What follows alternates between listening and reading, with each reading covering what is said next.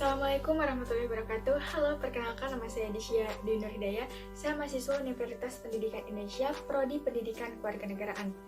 Baik teman-teman semuanya, di sini saya akan menjelaskan mengenai bagaimana sejarah hukum di Indonesia. Nah, sejarah hukum di Indonesia itu dimulai pada masa kerajaan Hindu, Buddha, dan Islam. Nah, apa sih implikasinya pada kehidupan sekarang? Implikasinya pada saat itu sudah dibentuk yang namanya hukum adat, yakni hukum yang sah digunakan pada waktu itu. Nah, pada masa itu juga kerajaan itu punya tata aturan hukumnya tersendiri.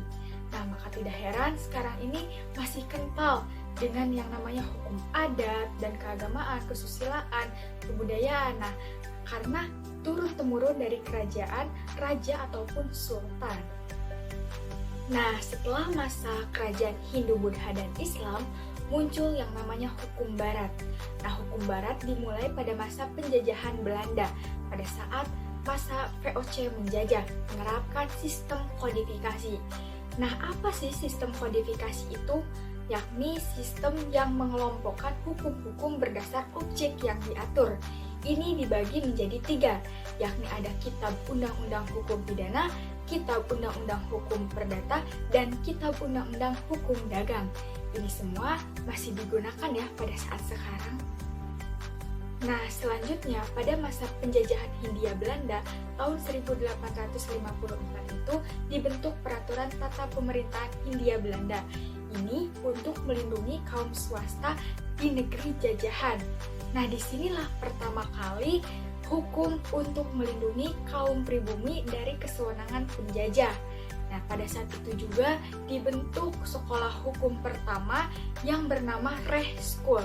Nah, lalu berganti nama menjadi Sekolah Tinggi Hukum. Nah, selanjutnya masa kolonialisme Jepang. Nah, pada Maret 1942, Jepang menduduki Hindia Belanda dengan berpedoman Undang-Undang Gunsere. Nah, di masa penjajahan Jepang ini tidak semuanya pembaharuan itu terjadi. Seperti misalnya pengadilan yang sudah dibentuk pada masa Hindia Belanda itu masih digunakan. Namun hak istimewa bagi kaum Eropa dan Belanda itu dihapuskan. Nah, kita ketahui ya bahwa Jepang ini anti Eropa dan Belanda. Nah, yang terakhir ada masa kemerdekaan 18 Agustus 1945.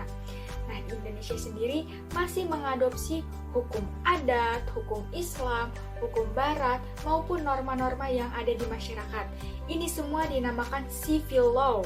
Nah, civil law ini dibagi menjadi 2, yakni ada hukum privat dan hukum publik. Nah, hukum privat itu terdiri dari hukum perdata maupun hukum dagang.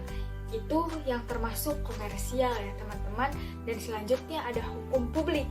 Nah, hukum publik ini terdiri dari hukum tata negara, hukum administrasi negara, serta hukum pidana. Nah, itu dia sejarah hukum yang ada di Indonesia. Nah, memang ya pada dasarnya hukum kita ya, hukum yang digunakan di Indonesia ini masih menggunakan produk hukum Belanda. Nah, tapi kita harus ingat, kita punya ideologi Pancasila sebagai dasar negara, pun konstitusi Undang-Undang Dasar 1945 sebagai dasar hukum tertinggi di Indonesia. Nah, itu semua harus menjadi pedoman sebagai tata peraturan penyelenggaraan hukum yang ada di Indonesia. Semua itu tidak boleh bertentangan dengan keduanya.